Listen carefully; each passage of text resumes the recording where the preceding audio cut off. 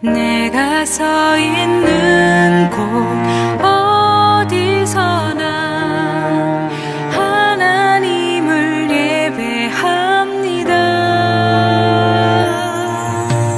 나는 하나님을 예배하는 예배자입니다.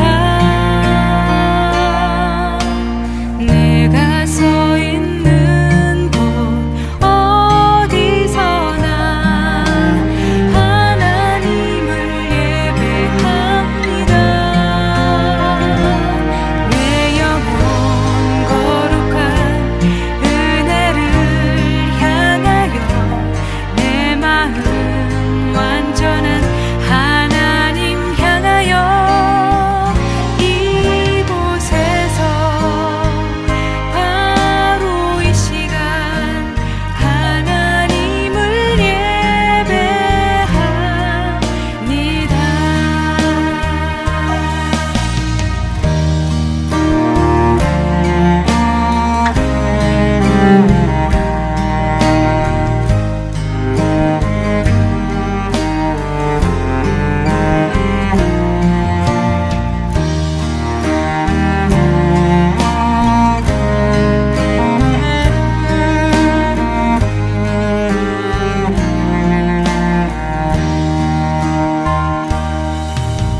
나는 하나님을 예배하는 예배자입니다. 내가 서 있는 곳 어디서나 하나님을 예배합니다.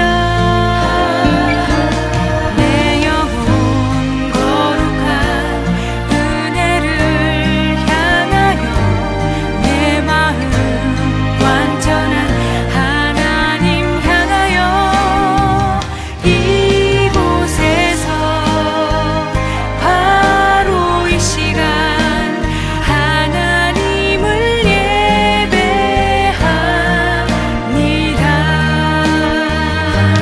내 영혼 거룩한 은혜를 향하여 내 마음 완전한 하나님 향하여 이곳에서 바로 이 시간 하나님을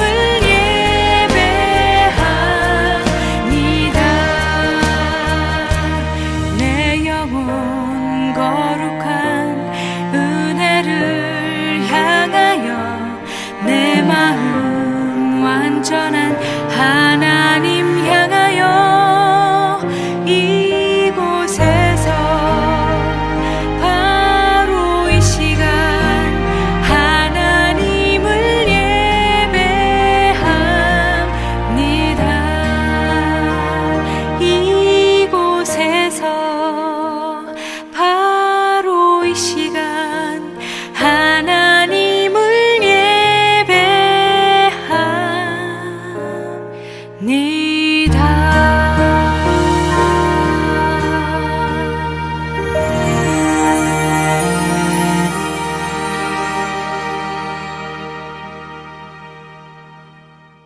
할렐루야, 할렐루야. 오늘도 예배하는 영혼에게 우리 하나님 크신 은혜 내려주시길 기도합니다.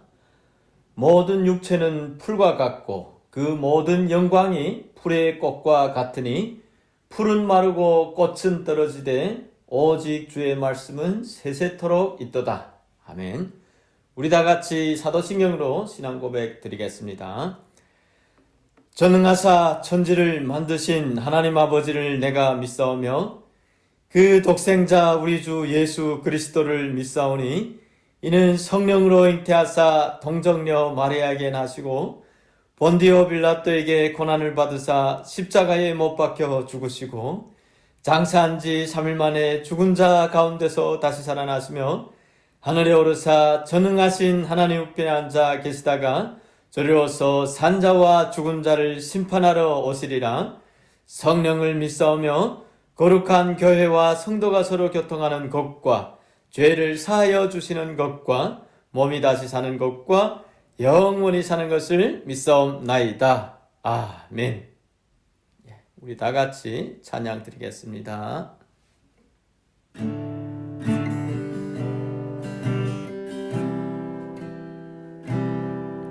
날이 저물어 갈 때 빈들에서 걸을 때 그때가 하나님의 때 내 힘으로 안 될 때 빈손으로 걸을 때 내가 고백해 여호와 이래 날이 저물어 갈 때 빈들에서 걸을 때 그때가 하나님의 때 내 힘으로 안 될 때 빈손으로 걸을 때 내가 고백해 여호와 이래 주가 일하시네 주가 일하시네 주께 아끼지 않는 자에게 주가 일하시네 주가 일하시네 신뢰하며 걷는 자에게 우리 모인 이곳에 주님 함께 하시네 누리네 아버지 은혜 적은 떡과 물고기 내 모든 걸 드릴 때 모두 고백해 여호와 이래 주가 일하시네 주가 일하시네 주께 아끼지 않는 자에게 주가 일하시네 주가 일하시네 신뢰하며 걷는 자에게 주가 일하시네 주가 일하시네 주께 아끼지 않는 자에게 주가 일하시네 주가 일하시네 신뢰하며 걷는 자에게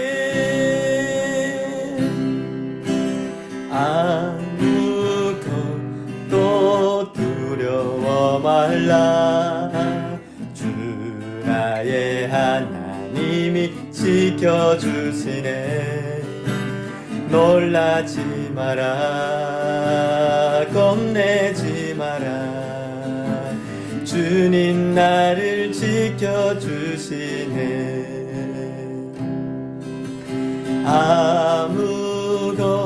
아무것도 두려워 말라 주 나의 하나님이 지켜주시네 놀라지 마라 겁내지 마라 주님 나를 지켜주시네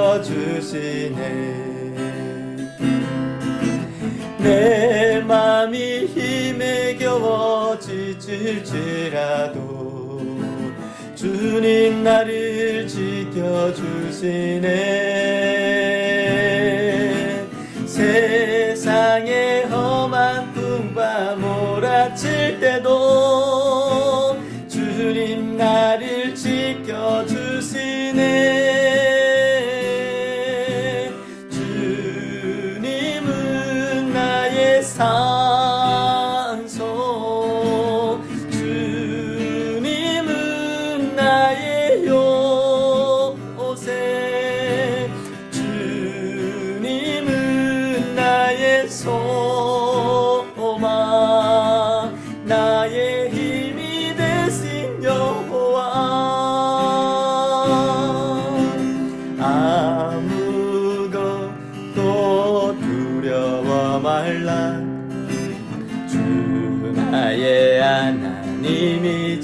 지켜주시네. 놀라지 마라, 겁내지 마라, 주님 너를 지켜주시네. 내 맘이 힘에 겨워 지칠지라도 주님 나를 지켜주시네. 세상에 험한 풍파 몰아칠 때도 주님 나를 지켜주시네. 주님은 나의 산소, 주님은 나의 요새, 주님은 나의 소망, 나의 힘이 되신 여호와. 주님은 나의 산소, 주님은 나의 요새, 주님은 나의 소망, 나의 힘이 되신 여호와. 오 신실하신 주, 오 신실하신 주, 내 너를 떠나지도 않으리라, 내 너를 버리지도 않으리라.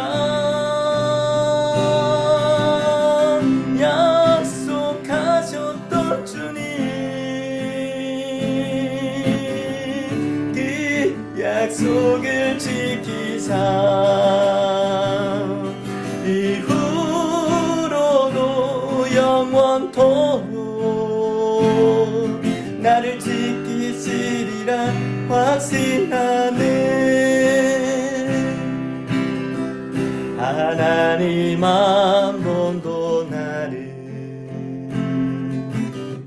실망시킨 적 없으시고 언제나 공평과 은혜로 나를 지키셨네. 지나온 모든 세월들 돌아보아도 그 어느 것 하나 주님 손길 안 미친 것 전혀 없네. 오 신실하신 주, 오 신실하신 주, 내 너를 떠나지도 않으리라, 내 너를 버리지도 않으리라.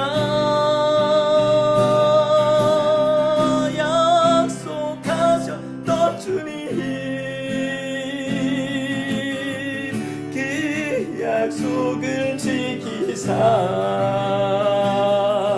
이후로도 영원토록 나를 지키시리라 확신하네. 지나온 모든 세월들 돌아보아도 그 어느 것 하나 주님 손길 안 미친 것 전혀 없네. 오 신실하신 주, 오 신실하신 주,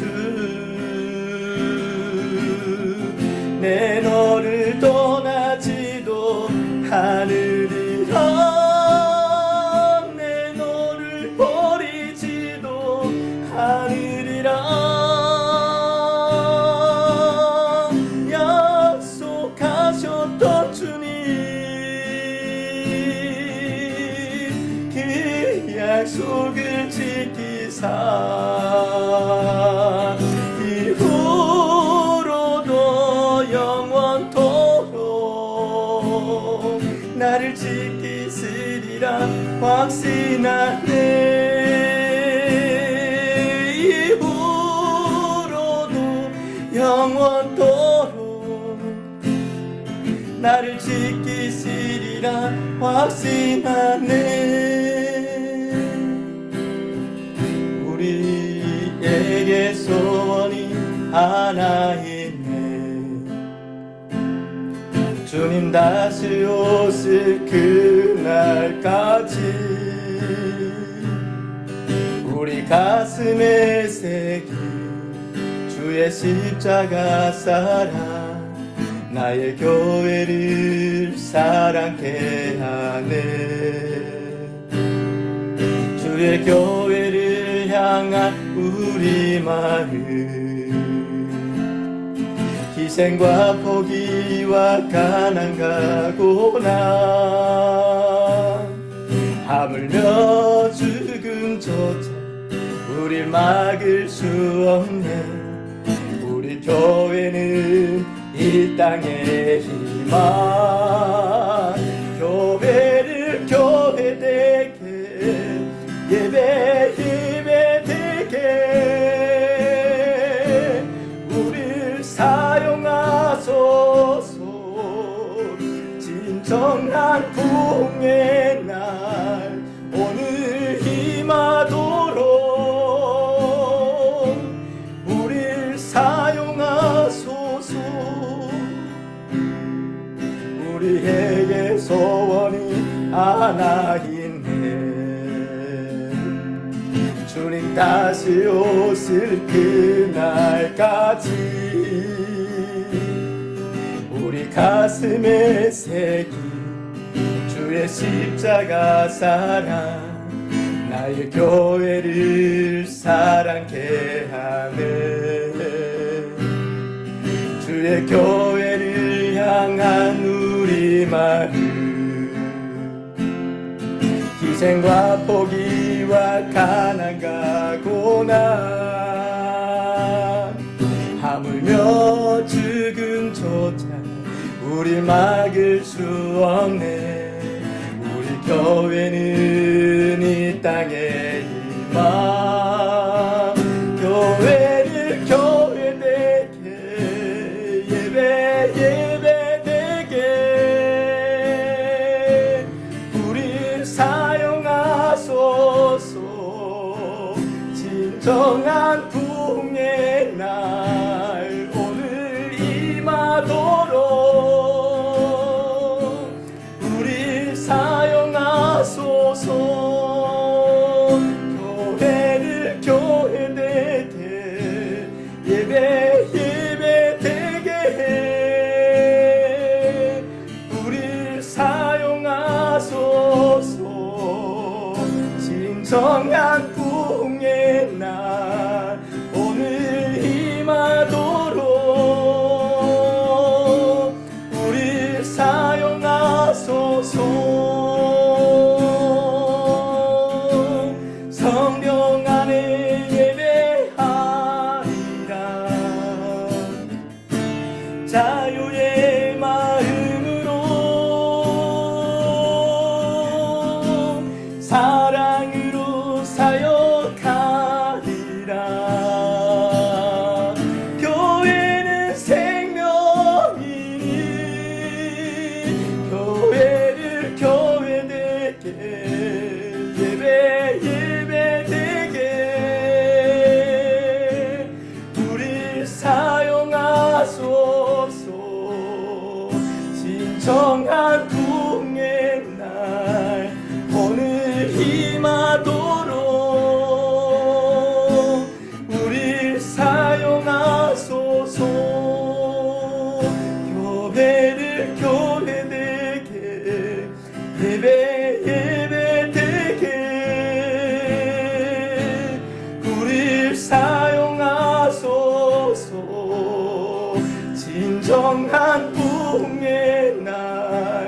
오늘 임하도록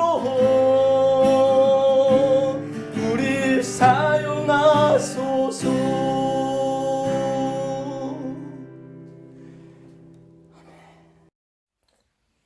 하나님 아버지 감사합니다. 아버지의 보호하심 안에 돌보신 가운데 있게 해주셔서 감사합니다. 각자 다른 곳에 있지만 한 마음으로 살아계신 하나님을 예배하게 하시니 감사합니다. 하나님, 오랜 시간 동안에 코로나 바이러스로 많은 이들이 지쳐있고 어려운 가운데 놓여 있습니다. 하나님을 바라보게 해주십시오. 오라, 우리가 여호와께로 돌아가자. 여호와께서 우리를 찢으셨으나 도로 낫게 하실 것이요 우리를 치셨으나 싸매어 주실 것임이라. 아버지, 우리는 무엇에 마음을 빼앗겼습니까? 우리의 삶의 우선순위는 무엇이었습니까? 다시금 우리 스스로를 돌아보게 해주십시오. 그리고 우리를 낫게 하시고 싸매어 주시는 가장 좋은 것으로 우리에게 주시는 아버지의 품으로 돌아오게 해주십시오. 동부교회 성도들을 질병과 여러 가지 위험으로부터 보호해 주시고 서로 떨어져 있는 가족들을 삶의 터전으로 돌아오지 못하고 있는 성도들의 마음에 평안을 주시고 돌아올 수 있는 길들을 하나님이 열어주십시오. 세계 각지에 흩어져 있는 선교사들을 보호해 주시고 지켜주십시오. 전도의 문을 더 활짝 열어주시고 그리스도의 비밀을 담대히 말하게 하여 주시옵소서. 아버지, 한국의 교회를 불쌍히 여겨주십시오. 하나님의 편에 서게 해주십시오. 하나님이 뜻하시는 것에 마음이 하나 되게 해주십시오. 말씀을 듣고자 합니다. 김영진 목사님 성령으로 충만케 하시고 이 시간 예배의 자리로 나오는 모든 성도들이 마음과 뜻과 정성을 다해서 드려지는 예배가 되게 해주십시오. 감사합니다. 예수 그리스도의 이름으로 기도합니다. 할렐루야. 삼위일체 교회는 지난주부터 교회에서 예배를 드리기 시작했습니다. 우리 동부교회도 조만간에 성도님들 좀 돌아오시고 하면은 적당한 시기에 이제 교회에서 예배를 드려볼까 생각합니다. 여러분 기도해 주시기 바랍니다. 오늘은 우리가 영상 예배로 드립니다. 어디서 우리가 예배를 드리든 하나님께서는 신령과 진정으로 예배하는 자를 찾으십니다. 왜 찾으실까요? 은혜를 베푸시기 위해서 찾는 줄 믿습니다. 여러분 모두 우리 하나님께서 축복을 주시기에 합당한 예배자가 되시기를 주님의 이름으로 축원합니다. 자, 오늘 함께 나눌 말씀은 사무엘하 6장 7절부터 11절까지입니다. 다 같이 교독하시겠습니다. 제가 먼저 한 절 읽겠습니다. 여호와 하나님이 웃사가 잘못함으로 말미암아 진노하사 그를 그곳에서 치시니 그가 거기 하나님의 궤 곁에서 죽으니라. 여호와께서 웃사를 치심으로 다윗이 분하여 그곳을 베레스 웃사라 부르니 그 이름이 오늘까지 이르니라. 다윗이 그날에 여호와를 두려워하여 이르되 여호와의 궤가 어찌 내게로 오리요 하고 다윗이 여호와의 궤를 옮겨 다윗성 자기에게로 메어 가기를 즐겨하지 아니하고 가드 사람 오베데돔의 집으로 메어 간지라. 여호와의 궤가 가드 사람 오베데돔의 집에 석 달을 있었는데 여호와께서 오벳에돔과 그의 온 집에 복을 주시니라. 아멘. 성도님들, 오늘 여러분들이 주님 앞에 예배를 드리러 나오셨는데 어떤 마음으로 나오셨습니까? 여러분의 마음의 성전은 깨끗하십니까? 주님께서 여러분의 마음의 성전의 지성소에 좌정하고 계십니까? 주님께서 여러분의 인생의 주인이십니까? 지난 한 주 동안 여러분의 삶의 매 순간의 결정권을 우리 주님께 드리셨습니까? 주님의 영이신 성령님과 동행하셨습니까? 성령의 인도 가운데 하루하루 사셨습니까? 우리가 예수 그리스도를 우리의 삶의 주인으로 인정하지 않고 모든 것을 내 스스로 결정하고 살아간다면 그것은 참 신앙이라고 할 수가 없겠지요.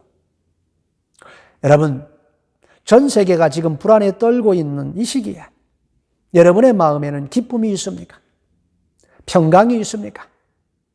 아니면 두려움과 불안이 있습니까? 여러분의 마음에 주님께서 좌정해 계시고 그분의 영광이 여러분의 마음의 성전에 가득하다면 여러분의 마음에 두려움이 설 자리는 없습니다.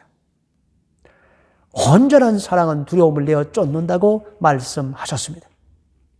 여러분, 주변 상황이 복잡하고 예상치 못하게 돌아간다고 해서 두려워하지 마시기 바랍니다. 세상은 이미 우리 주님 발 앞에 무릎을 꿇었습니다. 여러분 모두 세상을 두려워하지 마시고 다스리시고 정복하고 지배하시기를 주님의 이름으로 축원합니다. 오늘 본문의 말씀을 통해서 하나님께서는 무엇을 기뻐하시는가 하는 것을 깨달으시기 바랍니다. 우리 다 같이 7절 말씀 다시 한번 읽어 보시겠습니다. 여호와 하나님이 웃사가 잘못함으로 말미암아 진노하사 그를 그곳에서 치시니 그가 거기 하나님의 궤 곁에서 죽으니라. 여기 보면 하나님의 언약궤가 나오죠. 요즘 저와 함께 여러분들이 매일 아침에 성경을 한 장씩 읽고 있습니다. 읽고 계시죠? 우리가 이제 출애굽기를 다 읽었으니까 그때 성막에 대해서 자세히 배웠지요. 그러니까 언약궤가 무엇인지 잘 아시죠? 이스라엘 백성들은 광야에서 40년간 성막을 중심으로 살았습니다. 바로 하나님 중심으로 산 것이죠.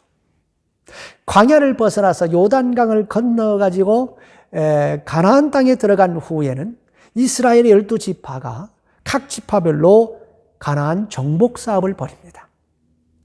이때에도 그들의 삶의 중심은 성막이었습니다. 그러나 사사시대에 들어서면서 그들은 각자 자기가 생각하기에 옳은 대로 행동을 했습니다. 자, 이스라엘이 이렇게 된 데에는 영적 지도자였던 엘리 대제사장이 바로 서지 못했기 때문에 그래요. 98세의 엘리 대제사장에 대해서 성경은 뭐라고 기록하는가 하면 그가 비둔하고 눈이 어두웠다 그렇게 기록합니다. 성경에서 눈이 어두웠다 그 얘기는 육체적인 눈만 어두워진 게 아니고 영적인 눈도 어두웠다 그 말이에요. 그는 자기 자식들을 신앙으로 바로 세우지 않았습니다. 그의 아들 홈니와 비느하스에 대해서 성경은 이렇게 말합니다. 사무엘상 2장 12절 다 같이 읽어 보시겠습니다. 엘리의 아들들은 행실이 나빠 여호와를 알지 못하더라.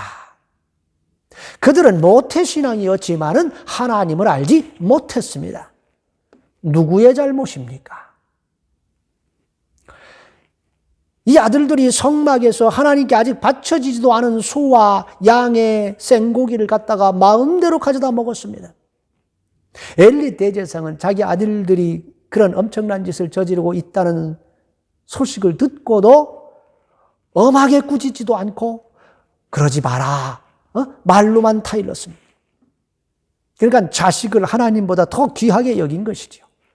그래서 결국은 하나님께서 엘리와 그 두 아들을 죽이기로 결정하셨습니다. 오죽했으면 그랬겠습니까? 그런데 그를 대신할 사람이 필요하지 않겠습니까? 그래서 레위 지파의 한나라고 하는 여인에게 오랫동안 아들을 주지 않으므로 기도하게 하시고 이제 때가 되자 그녀의 기도에 응답하셔서 아들을 하나 주는데 그 아들의 이름이 사무엘입니다. 사무엘에 의해서 이스라엘의 영권을 바로 세우시기로 작정하신 것이죠.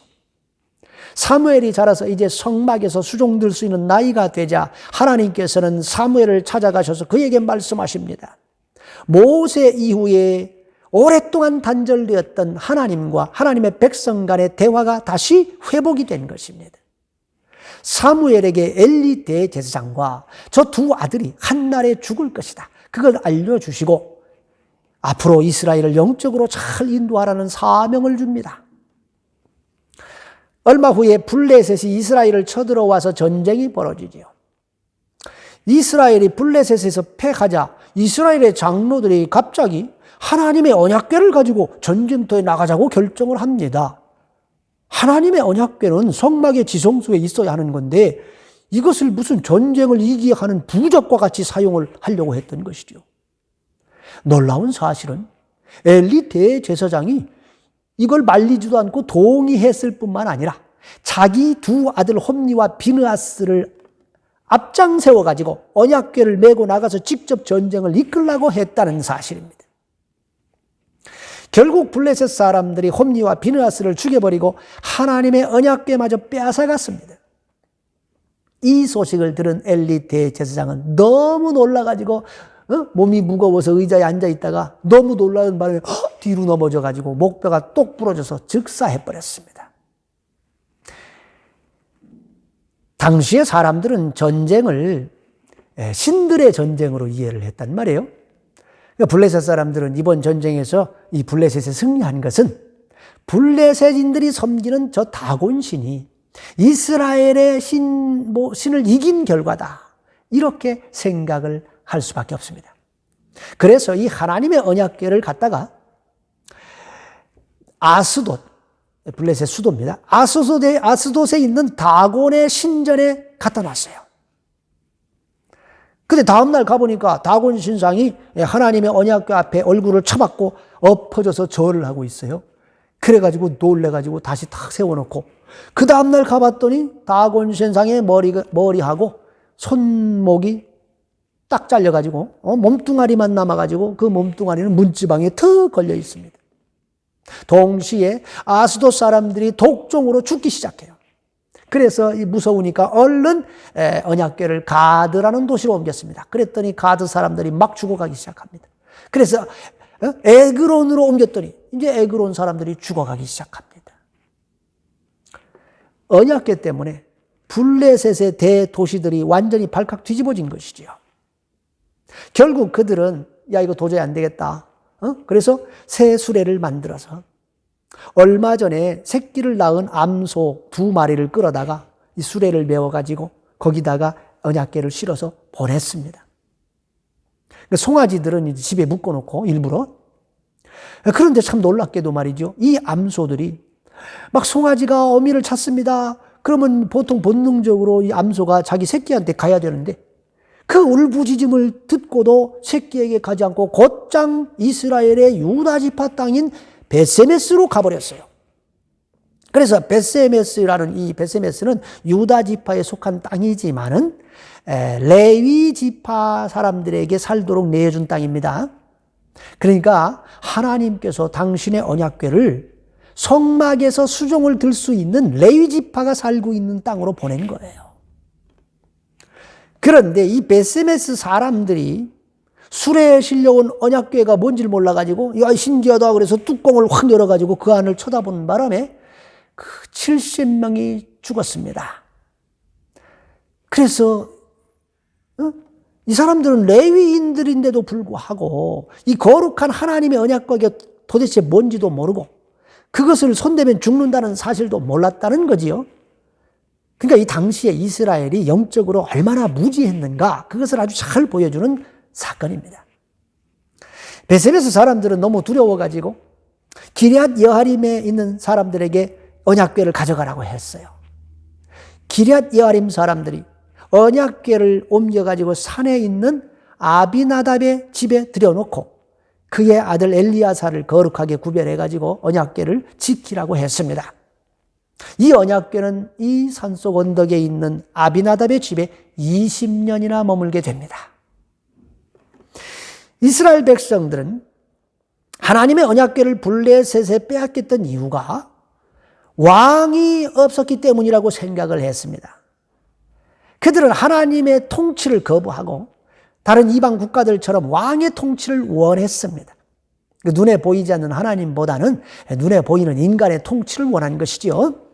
하나님께서는 그들이 왕을 세워주기만 한다면 우리가 더 잘 하나님을 섬기겠다 그러니까 그 왕을 세워주었습니다. 사울을 왕으로 세워줬습니다. 그런데 이 사울 왕 자신부터 하나님 말씀에 순종을 하지 않습니다.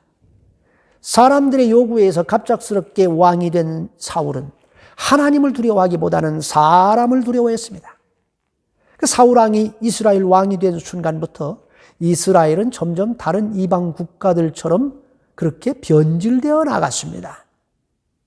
하나님께서는 이것을 바로잡으시기 위해서 사울을 버리시고 사무엘을 다윗에게 보냅니다. 사람이 아니라 하나님을 두려워하고 하나님의 뜻대로 나라를 이끌어갈 다윗을 불러서 왕으로 기름을 부으라 명하시지요. 사울은 자기 권력을 지키기 위해서 이제 갑자기 등장한 정적인 다윗을 죽이려고 합니다. 그래서 다윗은 사울을 피해서 10년 동안 피신 생활을 해야 했습니다. 다윗은 정말 피눈물 나는 10년의 세월을 보냈습니다. 하지만 그는 힘들고 어려운 삶의 순간마다 하나님을 붙들었습니다. 삶의 무게가 무거울수록 그는 하나님께 더 매달렸습니다. 그에게 닥치는 현실이 혹독하면 혹독할수록 그는 더 하나님께 가까이 나아갔습니다. 그는 언제 죽을지를 모르기 때문에 매 순간마다 하나님 어떻게 해야 됩니까? 어떻게 해야 됩니까? 물어나가지 않을 수가 없었습니다. 그가 온전하게 하나님을 의지하고 물어나오니까 우리 하나님께서도 그에게 그때그때 말씀해 주심으로 그를 죽음의 위협으로부터 건져 주셨습니다. 그러니까 10년이라는 세월 동안에 다윗은 하나님의 음성 듣고 그것에 순종하는 훈련을 했다 그 말이에요. 연단이 끝나자 하나님께서는 다윗을 죽이려고 온 사방을 쫓아다니는 사울 왕이 전쟁에 참여하게 하셔서 그의 아들 요나단과 함께 한나라에 죽게 역사하셨습니다. 하나님께서는 다윗을 남왕국 유다의 왕으로 세우셨다가 7년 6개월 후에 통일왕국 이스라엘의 왕으로 세워주셨습니다. 자, 다윗은 드디어 온 이스라엘의 왕이 되었습니다. 다윗은 통일왕국 이스라엘의 왕이 된 후에 가장 먼저 국가의 수건 사업을 추진합니다. 그는 백성들에게 자신이 사울 왕과는 달리 하나님을 얼마나 잘 섬기는 왕인지 보여주고 싶었습니다. 그래서 그는 지난 20여 년 동안에 기럇 여아림의 산속에 묻혀있던 하나님의 언약궤를 예루살렘으로 모셔오기로 결정을 하지요. 그는 예루살렘에 이 하나님의 언약궤를 모실 성막을 새로 짓고 또 가장 성대하게 우리 하나님을 모셔오고 싶었습니다. 그래서 3만 명을 특별히 뽑았습니다. 다윗은 이 3만 명을 이끌고 기럇 여아림으로 갔습니다. 여러분 상상을 해보십시오. 조그만 시골 마을에 3만 명을 이끈 왕의 행렬이 온다. 이거 얼마나 대단했겠습니까? 수금과 비파와 소고와 양금과 재금을 연주하는 어마어마한 성가대가 앞장을 섰습니다. 얼마나 화려했겠습니까? 얼마나 멋있었겠습니까? 이스라엘 전체가 주목하는 오늘의 탑 뉴스거리였겠죠. 다윗 왕이 얼마나 하나님을 사랑하는 왕인지 온 이스라엘 백성들이 다 알게 됐습니다. 그런데 이 국가 행사가 완전히 망치고 말았습니다. 이 행사 때문에 사람이 죽었습니다. 그것도 다윗이 그토록 사랑한다는 여호와 하나님께서 사람을 죽여버렸어요. 왜 이런 끔찍한 일이 벌어졌을까요? 7절을 다시 보시면 여호와 하나님이 우사가 잘못함으로 말미암아 진노하사라고 말씀하고 있습니다.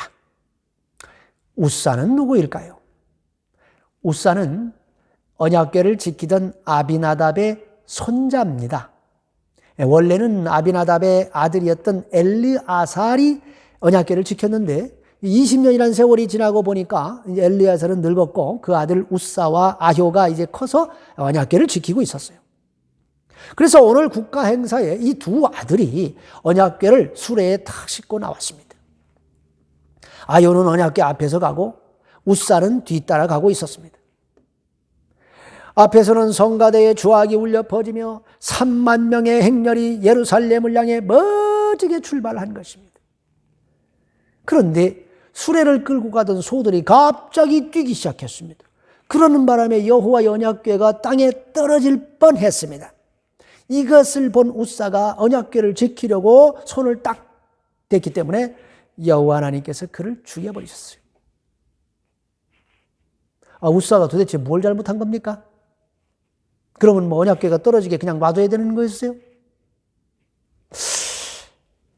아니, 성대한 국가 행사에서 사람이 죽었습니다.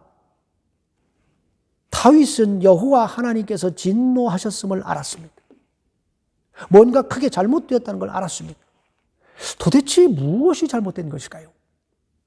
자, 우리 민수기 4장 15절 말씀 다 같이 읽어 보시겠습니다. 진영을 떠날 때에 아론과 그의 아들들이 성소와 성소의 모든 기구 덮는 일을 마치거든 고핫 자손들이 와서 맬 것이니라. 그러나 성물은 만지지 말라. 그들이 죽으리라. 회막 물건 중에서 이것들은 고핫 자손이 맬 것이며. 할렐루야. 성막에 성소 안에는 뭐가 있습니까? 금촛대와 떡상과 분향단이 있고, 그리고 지성소 안에는 하나님의 언약궤가 있지요. 자, 아론의 아들들이 이동을 할 때 먼저 이 성물들을 천으로 다 덮고 나면은 레위 지파의 고핫 자손들은 어깨에 메고 옮기는 일을 했습니다. 근데 그들이 성물에 손을 대면은 죽기 때문에 성물에 손을 대지 않도록 하기 위해서 항상 성물은 양쪽에 채를 끼워 놨습니다. 오늘 이 국가 행사가 왜 망쳤을까요? 첫째로 어깨에 메고 옮겨야 할 성물을 수레에 싣고 옮겼기 때문이지요. 둘째는 우사가 성물에 손을 대서 죽었기 때문이죠. 자, 그렇다면 다윗은 이것을 몰랐을까요? 알았습니다. 다윗은 처음에 3만 명을 이끌고 아비나답의 집에 갔을 때에 원래 메고 나오려고 갔다고 성경이 말해요. 그리고 당연히 레위인들이 메고 나올 줄 알았습니다. 그런데 아히와 우사가 수레에다 떡 싣고 나왔어요. 왜 아히와 우사는 수레에 싣고 나왔을까요? 그들은 자기 아버지 엘리아살로부터 어떻게 해서 이 수레가 자기 집에 오게 되는지를 들었을 겁니다. 블레셋 사람들이 그걸 수레에 실어가지고 유다 땅으로 보냈다는 사실을 들었겠지요. 그러니까 수레를 수레에다 실어 옮겨도 이게 되는 거구나, 그렇게 생각했던 겁니다. 그러니까 여기에 두 가지 잘못이 있습니다. 우선 다윗 왕이 꼼꼼히 챙기지 못한 것이 그의 잘못입니다. 둘째는 20년간 하나님의 언약궤를 모시면서도 그것이 어떤 것이며 어떻게 대해야 하는지를 알아보지도 않은 이 아히와 우사가 잘못입니다. 다윗은 왜 아히와 우사가 언약궤를 수레에 싣고 나오는 것을 보고서 가만히 있었을까요? 처음에 그런 생각했겠죠. 저러면 안 되는데. 그렇지만은 이게 수레가 막 잘 굴러가요. 그래도 되는가 보다. 그러고 타협을 했다는 것입니다. 쉬운 방법이 있는데 굳이 어려운 방법을 사용할 필요가 있는가? 이렇게 생각한 것이죠. 하나님을 예배할 쉬운 방법이 있는데 굳이 어려운 방법을 선택하느냐? 이 생각이 잘못입니다. 위험한 생각입니다. 쉬운 게 좋은 것 아니었가? 이런 아니란 생각으로 하나님을 섬긴 것이 잘못이다, 그 말이에요. 왜 다윗이 그런 생각을 했을까요? 그는 자신의 왕권을 공고히 하고 사람들이 인정하는 멋진 왕이 되고 싶은 자기 욕심에 넘어간 겁니다. 하나님께서 어떻게 생각하실지, 하나님의 뜻이 무엇인지를 묻지 않고 그냥 자신의 왕권에 집중한 것이죠. 그러니까 하나님이 보이지 않았던 것이죠. 지난 10년간 다윗이 얼마나 고생을 많이 했습니까? 이제 드디어 이스라엘의 정상에 우뚝 선 것입니다. 이것을 온 이스라엘 백성들에게 쫙 보여주고 싶었습니다. 그러다 보니까 화려함과 멋진 찬양 소리는 있지만은 하나님은 그 안에서 매우 불편해하시고 진노하시는 그런 예배를 드린 것이다, 그 말이에요. 여기서 우리가 드리는 예배가 혹 이런 예배는 아닌지 돌아봐야 합니다. 겉으로는 멋있고 화려하지만은 신령과 진정으로 하나님을 예배하는 마음이 빠져버린 그런 예배를 드리는 것은 아닌가 돌아봐야 합니다. 기도, 찬양, 말씀, 헌금, 축도라고 하는 이 예배 형식은 다 잘 갖춰져 있는데 정말 하나님께서 원하시는 우리의 온 마음과 정성과 힘을 다한 예배가 아니라면 우리 주님께서 받지 않으십니다. 나의 필요를 위해서 하나님을 이용하려는 마음은 없는가 돌아봐야 합니다. 여러분, 웃사가 왜 죽었습니까? 성물에 손을 대서 죽었지요. 그가 왜 손을 댔습니까? 하나님의 귀한 물건을 지켜주려고 했던 것이지요. 그래서 죽었습니다. 놀랍지 않습니까? 하나님을 지켜주려 한 게 죄입니까? 네, 죄입니다. 하나님은 우리가 지켜드려야 할 그런 나약한 존재가 아니십니다. 하나님은 우리를 창조하신 창조자이시고 우리는 그냥 피조물에 불과한 존재예요. 누가 누구를 지켜줍니까? 우리 인간은 그냥 하나님 말씀 잘 배워서 그 말씀에 순종할 때 복을 받는 그런 존재예요. 웃사가 왜 죽었습니까? 하나님의 말씀도 제대로 모르는 것이 자기가 하나님을 위하는 사람이라고 자신했기 때문에 죽은 거예요. 자기가 아주 중요한 사람이라고 생각을 한 것입니다. 내가 지난 20년 동안 하나님의 것을 잘 지켰으니까 나는 이 나라에서 아주 중요한 사람이야. 목에 힘을 준 거지요. 어느덧 그는 하나님 위에 앉아 있었던 것입니다. 8절 말씀 우리 다 같이 읽어보시겠습니다. 여호와께서 웃사를 치심으로 다윗이 분하여 그곳을 베레스 웃사라 부르니 그 이름이 오늘날까지 이르니라. 베레스, 이 말은 치다 라는 뜻이고, 웃사, 이 말의 원래 뜻은 능력, 힘이라는 뜻입니다. 그러니까 베레스 웃사, 웃사를 치셨다. 좀 더 깊이 들어가면 웃사 자신의 능력과 힘을 쳐버리셨다, 그 말이에요. 자신이 하나님을 지켜줄 수 있다는 그의 자신감, 자기 확신, 자존심과 자신의 능력을 쳐버리셨다는 것입니다. 여러분, 웃사를 통해서 우리는 우리 자신을 한번 돌아봐야 합니다. 우리가 하나님을 오래 믿었다고, 또 교회 다닌 지 오랫동안 다녔다고 스스로를 완전하다고 생각하지는 않는가 돌아봐야 합니다. 내가 하나님을 위해서 지난날에 이것도 하고 저것도 하고 그랬으니까 나는 아주 중요한 사람이야. 나는 교회에서 좀 큰 소리 쳐도 된다. 이렇게 생각하지는 않는지 돌아봐야 된다, 이 말이에요. 내가 없으면 이 교회 아주 어려워. 이런 생각을 하지는 않았는지 돌아봐야 합니다. 웃사의 교만을 하나님께서 쳐버리셨습니다. 주님께서는 교만한 자를 미워하시고 겸손한 자를 축복하십니다. 할렐루야. 다윗은 무엇인가 큰 실수가 있다는 것을 직감했습니다. 그래서 그가 취한 조치가 뭡니까? 우리 다 같이 9절과 10절 말씀 한번 읽어보시겠습니다.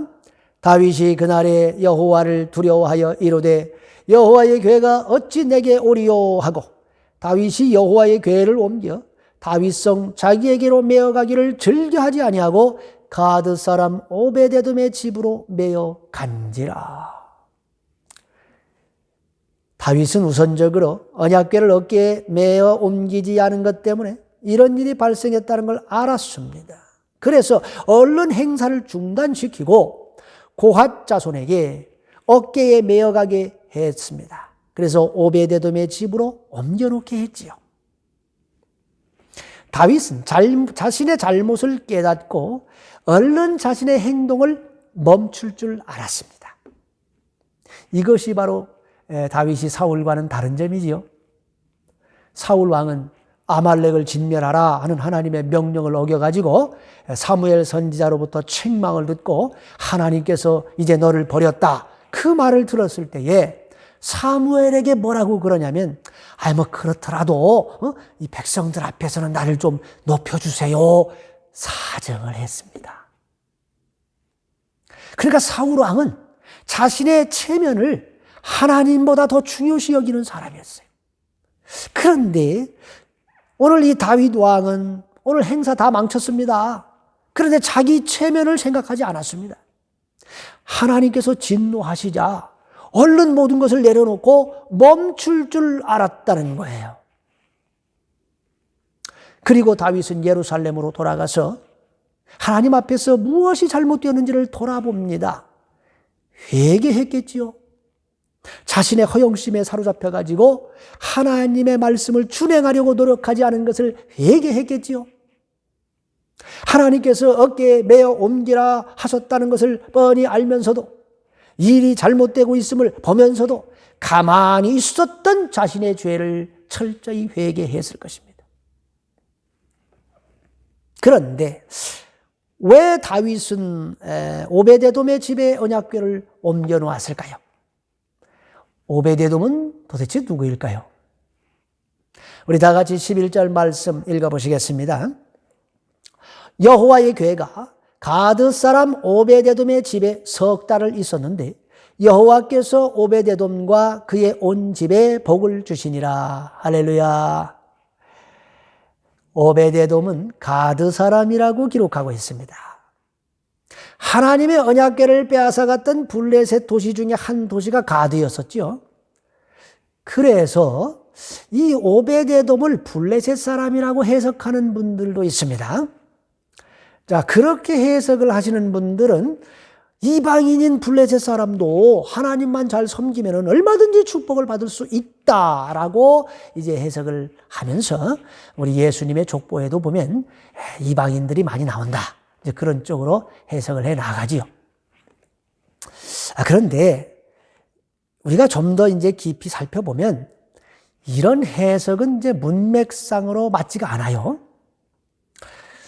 왜 그런가 하면 다윗 왕이 이 하나님의 귀한 언약궤를 블레셋 사람 집에다 갖다 놓게 했을 리는 없겠지요. 또 오베데돔이 만일 블레셋 사람이라면 레위인인 우사도 잘못 따랐다가 죽었는데 그 무시무시한 언약궤를 자기 집에 모시려고 했겠습니까? 절대 동의 안 했겠지요. 뭐 죽을 짓을 왜 하려 하겠어요? 다윗 왕이 하나님의 언약궤를 가까이 할 수 있는 그런 자격이 있는 사람, 그것을 메어서 옮길 수도 있는, 그래도 죽지 않을 사람의 집에다가 갖다 놓게 했지 않았겠느냐 하는 것입니다. 그렇다면 오벳에돔은 레위 지파의 고핫 자손에 속한 자야 합니다. 그런데 왜 여기 가드 사람이라고 했을까요?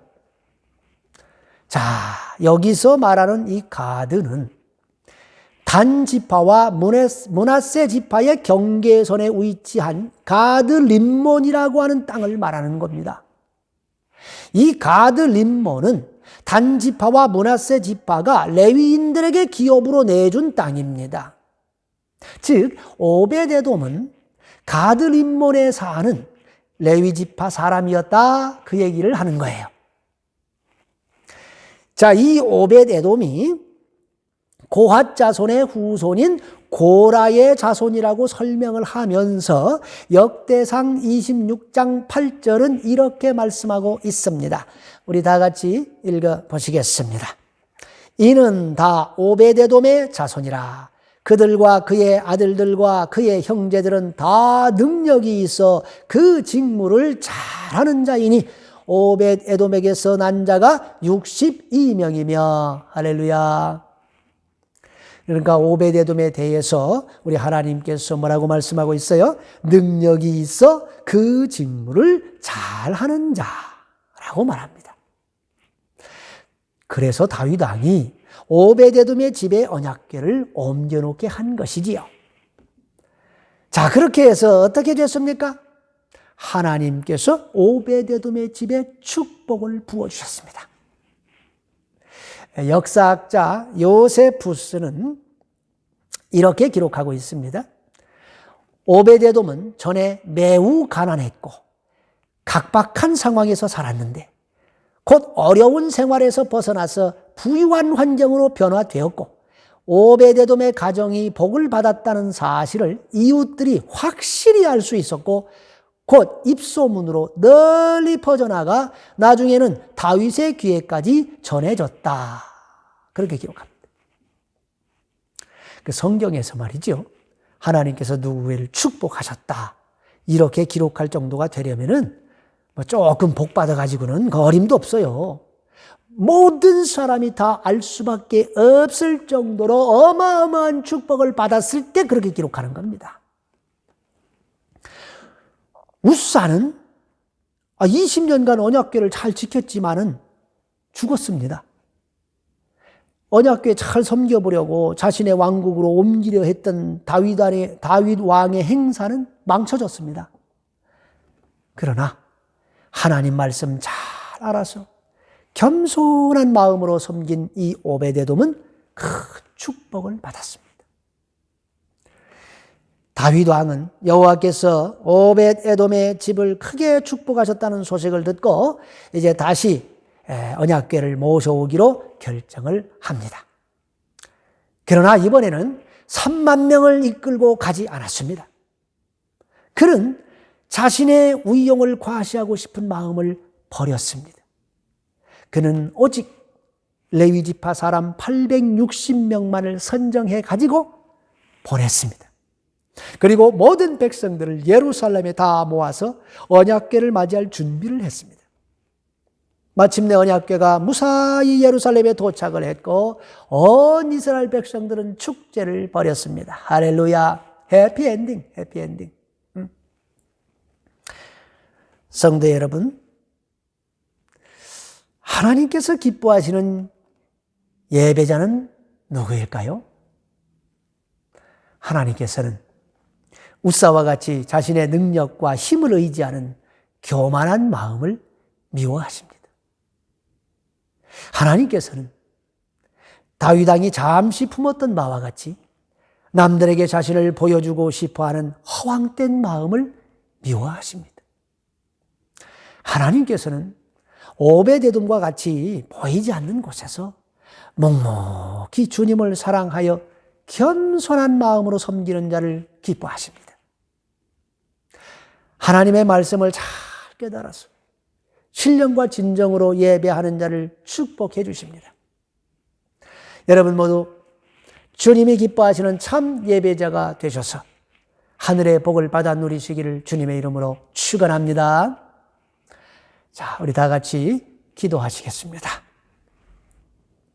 하나님 아버지, 우리가 하나님과 우리 주 예수 그리스도께 경배를 올리고자 이 자리에 모였습니다.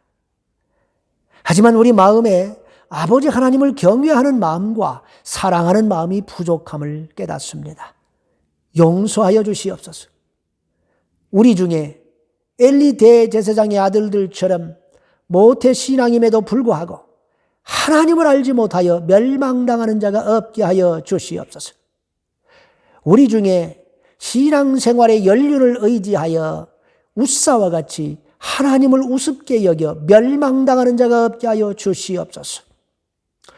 우리 중에 다윗과 같이 일이 잘 되어가고 성공을 거두었다고 자랑하고 싶은 마음을 품어 하나님의 일을 그르치는 자가 없게 하여 주시옵소서.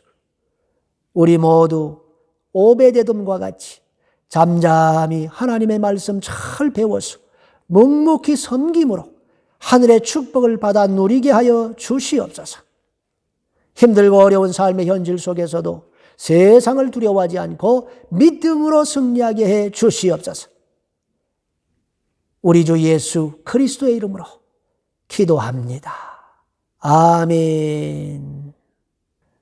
이 시간 내 영혼의 햇빛 비치니 찬양하시면서 봉헌하시겠습니다.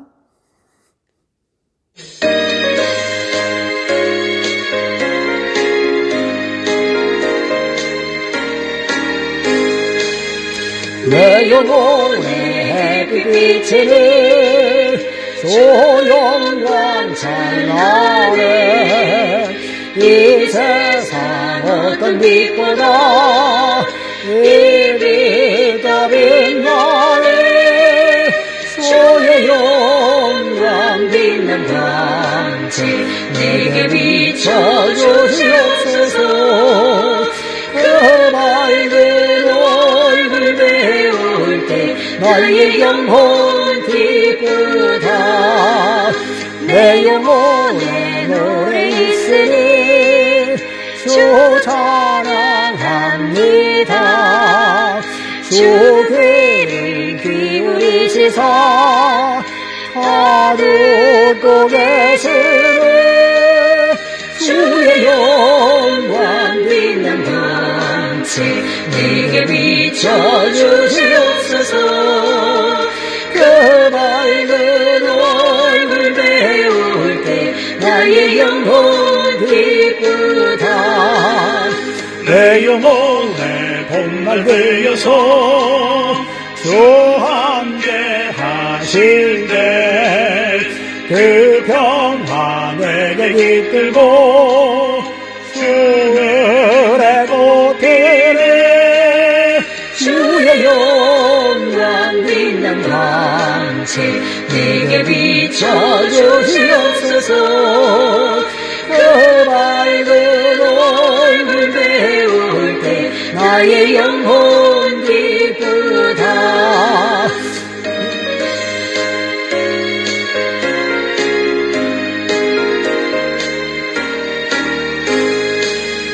내 영혼에 희락이 있고 큰 소망 넘치네 주 예수 복을 주시고 또 내려주시네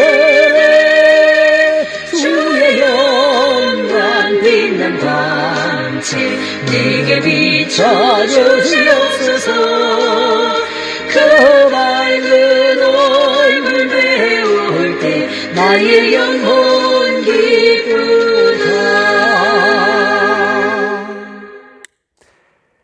네, 다 같이 기도하시겠습니다. 주 예수여, 오늘도 우리가 하나님 앞에 나와 경배와 찬양을 드릴 수 있는 은혜를 주셔서 감사합니다. 한 주 동안 지켜주셔서 감사합니다. 주신 은혜에 감사하여 예물을 드린 손길들이 있습니다. 믿음으로 드리오니 받아주시고 누르고 흔들어 넘치도록 부어주실 줄 믿습니다. 이제는 신령과 진정으로 예배하는 자에게 복을 주시는 우리 주 예수 그리스도의 한량없는 은혜와 참된 예배자에게 상을 베풀어 주시는 하나님 아버지의 무한하신 사랑과 우리를 하나님 앞에 바로 세워주시는 성령님의 내주, 교통, 위로 충만하심이 주님께서 기뻐 받으시는 삶의 예배자가 되어 하늘의 축복을 받아 누리기로 결단하는 동북의 성도들 머리머리 위에 가정, 일터, 학업 위에 이제로부터 영원토록 함께 하시기를 간절히 축원하옵나이다. 아멘.